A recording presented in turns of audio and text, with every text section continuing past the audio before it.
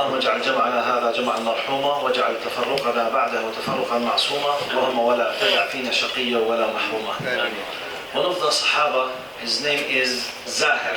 Try to memorize this name because his story is amazing. Zahir, he used to live in the deserts. In our language, he's a Bedouin, or in the classical language, Arabi. Now, this Arabi from the Sahaba, whose name is Zahir, used to come to the Medina at the time of Prophet Muhammad ﷺ, and every time and then, to sell the products that he makes out there where he lives. He used to love Prophet Muhammad ﷺ amazingly, and Prophet Muhammad ﷺ loved him very much, to a degree that he used to say, Zahiru badiyatuna wa nahnu hadiratuh. He used to say, Zahir is our desert and we are his city. Now, what distinguished Zahir is that Allah has tested him with some kind of difficult test. He was very, very, very ugly person. كان دميما جدا. His face was very ugly. So as if Prophet Muhammad ﷺ was trying to fill the gap. Sometimes maybe he's looking down at himself or somehow. He loved Prophet Muhammad ﷺ loved him. But this is the basic part of the story, to know about his character, this Zahir. He was a very ugly person in his face. Once he came to the market of the Medina, he was selling his products before coming to visit Prophet Muhammad ﷺ. It happened that Prophet Muhammad ﷺ was passing by the market and he noticed that Zahir is selling his products. So he wanted to make out of sense of humor. تعرفوا خفة الدم. Since as a sense of humor, he wanted to make a joke with him. Prophet Muhammad ﷺ wanted to make a joke with Zahir. He came from the behind and he closed his eyes and he said, من يشتري العبد من يشتري العبد, who would like to buy this slave?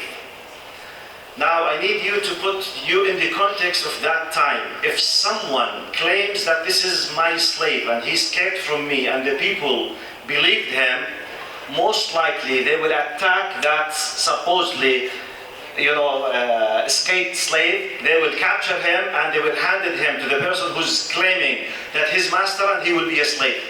It's not a joke. I mean, it's not any joke. It's a very serious joke at that time in their culture. So when he closed his eyes and he said, "Man yashtari abda," for a second you can imagine the fear that came to the heart of Zahir. Then he looked behind. Who was the one who was making this joke with him? It was Prophet Muhammad ﷺ. He smiled, and then he said, "Ya Rasulullah, idhan tajiduni kasidan ya Rasulullah." He said, "Ya Rasulullah, don't waste your time. Even if you do this, no one will pay a penny for me. I deserve nothing." You see? He's like, "Oh, Rasulullah, it's not with me. No one will buy me." Which means, even if they believed you that I'm a slave, Ya Rasulullah, no one will buy it. When they see my face, no one will look at me. So don't waste your time, Ya Rasulullah. Look how he was looking at him. So, it's part of his test. Look to the reply of Prophet Muhammad ﷺ. قال ولكنك عند الله لست بكاسد يا زاهر. He said, Zahir, in the sight of Allah subhanahu wa ta'ala, you are not kasid, you are of great value. I don't care what the people think about you. I care with what Allah thinks about you. The story is finished. What is the messages, not the message that I want. Now, the first message, we need to know, none of us but is in a test. So everyone has his own test. Maybe my test that I'm too short and I don't like this, or I'm too tall, I don't like this. Maybe my test is I'm not clever, my IQ is, something very humble, my IQ, or why I'm not clever than that person. Maybe my test that I'm poor, maybe my test that I'm weak physically in my muscles. Maybe every one of us has his own test. So try, first message, whatever test you have, please look to the other blessings, ni'am, that Allah has given you. Don't keep focusing just on one thing and forget other tens of things.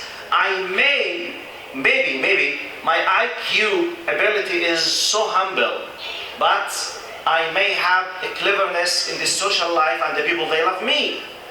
I may be poor, but I'm very handsome and very successful in my social relation.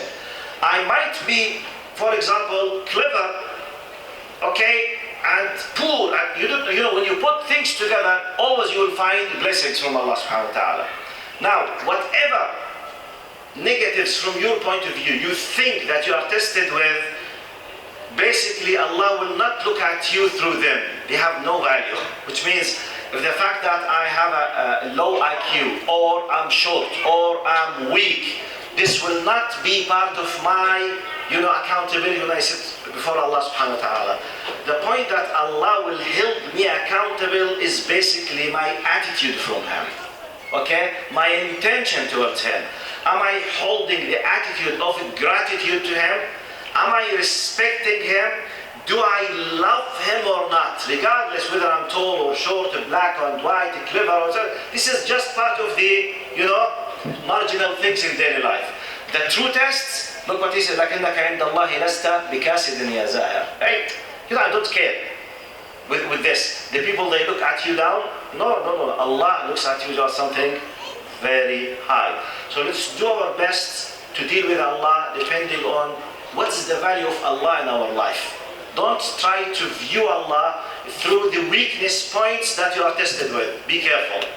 Look to Allah subhanahu wa ta'ala, through gratitude, through respect, through love, through purification of your intention. By this, you will be the happiest person on earth by the will of Allah subhanahu wa ta'ala. Jazakumullah khair. Assalamu alaikum wa rahmatullahi wa barakatuh.